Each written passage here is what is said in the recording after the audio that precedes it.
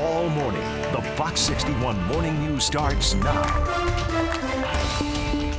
A weather watch alert to start us on our Thursday morning as we await for Nicole to get here. The latest on her track coming up.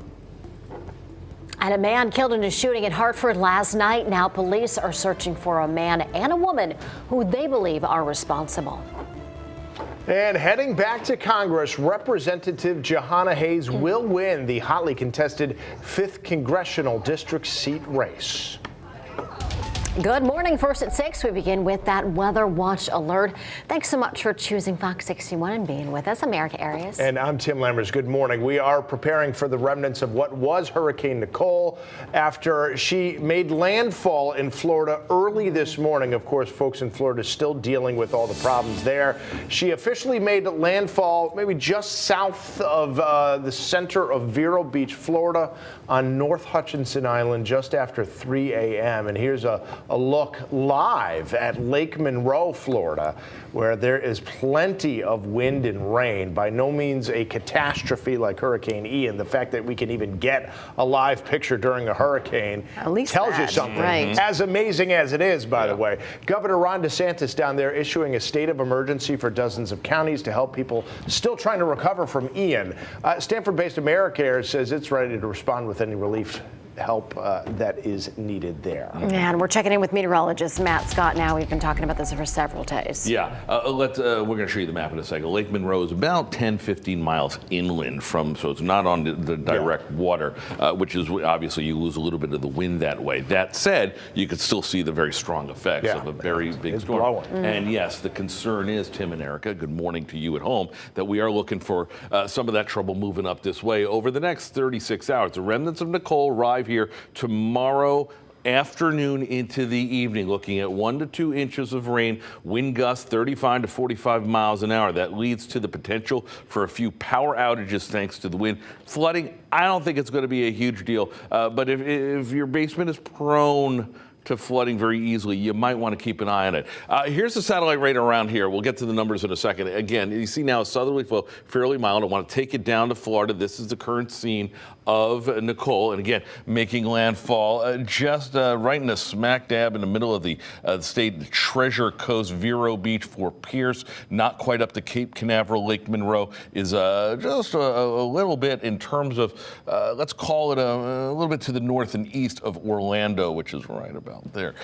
We are seeing a very large system, so even down in Fort Myers, where, as Tim said, they continue to clean up, you could see some feeder bands, some strong feeder bands, making it all the way down on the other side of the peninsula. 39 degrees in Hartford, 50 in New Haven, 55 in Groton, on the way up to a much milder 65 today with a lot of sunshine on tap. A little tropical feel as we bring in a little moisture in advance of this storm arriving. We'll talk about that. Have a look at the weekend forecast coming up. Let's go to the roads right now, see what Lauren Zenzi's got to say.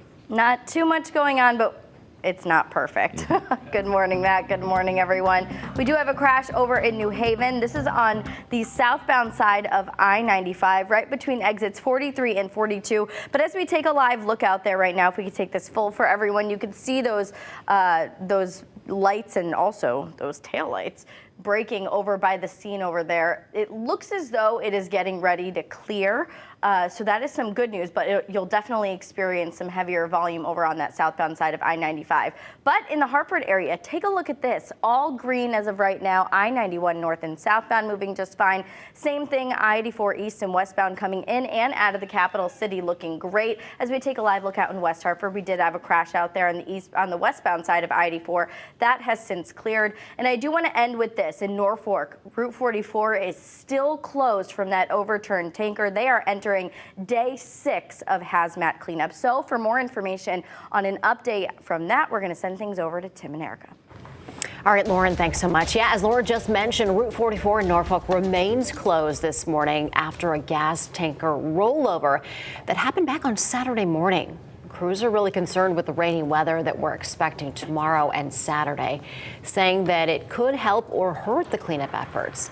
They say cleanup is expected to take several more weeks because of the amount of gas that leaked from that tanker. We are keeping an eye on this situation, and of course we'll get you updates whenever we can, both here on air, online, and on our Fox 61 News app. Hartford police are investigating after a man shot and killed another man near Main and Capon Streets. Fox 61's Brooke Griffin is live in Hartford now with the details from police. Brooke, good morning. What can you tell us? Well, good morning to you both. Hartford police tell us that this is the third homicide here in the city just since Sunday, and it's the 36th homicide in Hartford for the year so far. Hartford police say around 8:30 last night, a man was walking down Main Street near Capon when a man and a woman walked up to him. They tell us an argument started between the man and the couple. The man walking with the woman then pulled out a gun and shot the victim multiple times. Police were called shortly after by somebody in the neighborhood, but the man was pronounced dead at that scene. The man and woman walked away from the scene and the gun was not recovered. They say that the victim looks to be in his 40s and did know who those suspects are. HPD tells us that this happened near a city camera, so they do have video of the shooting, but currently there is no suspect description that they can release. Officers tell us more often than not, the suspects and victims tend to know each other. Which is the case. I mean, we're seeing this over and over again. These personal differences, these personal disputes. Seems lately the first choice is to pick up a gun and begin shooting. And the Major Crimes Unit is investigating this. Say if anybody was in the area last night and may have seen or heard anything, they want you to go ahead and call their tip line, and that number is 860-722-TIPS. Live in Hartford, Brooke Griffin, Fox 61 News. All right, Brooke, thank you. Moving on at 6:06 now, a home catching fire in Cromwell. This happened just before 5:45 yesterday afternoon on Wexford Lane. Two people there were able to escape the fire, which is believed to have started out on the deck.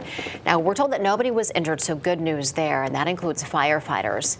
They were on the scene until about 10 o'clock last night, making sure all the hot spots were put out. Crews say the home was damaged enough to make it unsafe for anyone to live in there right now. So the Red Cross is helping those residents this morning. Well, police in New Haven are searching for the person who shot and killed a man during what appeared to be an attempted robbery. And police were able to get some leads on who they think it is thanks to surveillance images here, which we're showing you. They're hoping somebody out there is going to recognize who that person is. Now, the shooting happened at the GI package store on Ferry Street around 9 p.m. Tuesday. Left a lot of people there in the Fairhaven neighborhood unsettled. There's a real neighborly view, and people don't want problems here. And if they see someone giving or starting problems, they're going to verbalize it because they care about the neighborhood.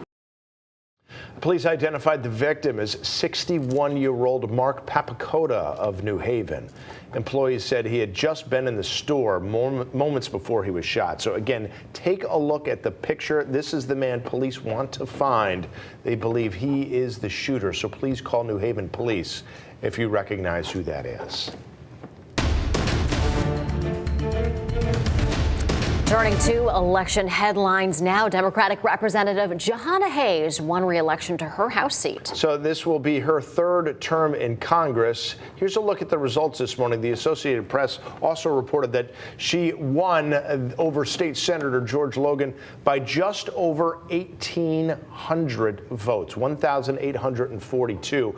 Under Connecticut state law, this margin does not qualify for a recount because it's a margin of victory over 0.5% of all the total votes cast. Now, Fox 61 caught up with her last night just after that projection was made. Representative Hayes said she will work for and represent everyone in her district, whether they voted for her or not. I'm tired, but excited. I knew it was going to be a close race. I didn't know it was going to be this close, but I was willing to fight. It's fighting fifth. Everybody knows that, and I think that just in spite of everything, like I said, they threw everything and the kitchen sink at me and put millions of dollars into a race. And it was even closer for a while because the results from the town of Salisbury were delayed because of a problem. But once those were added into the vote total, the state secretary of the state's office said her margin of victory was beyond the automatic threshold recount. So this marks another Democratic election sweep for Connecticut. A Republican has not represented the state in a statewide race since Congressman Chris Shays lost in 2008 to current Congressman Jim Himes. Happening today, State Senator George Logan is expected to speak with supporters in New Britain. It's expected to happen at 10 o'clock this morning at the RNC Community Center. That's on West Main Street. It's not clear what he's going to talk about as of this morning. He has still not officially conceded the race.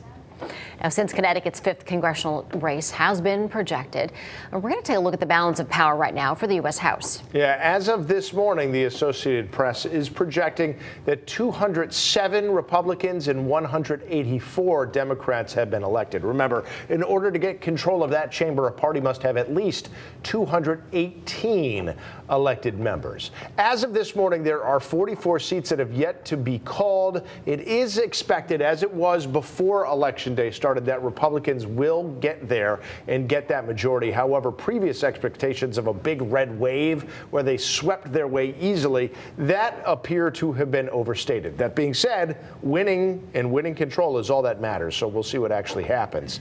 And here you're looking at the U.S. Senate projections. So while we talked about the House, let's take a look at the Senate here. Republicans are now just 2 seats away from control. They're projected to have 49 seats as of this morning. Democrats stand at 48, including the 2 independents that caucus with them. So for the very latest election results, head over to fox61.com. Of course, you can also download the free Fox 61 News app for the latest numbers.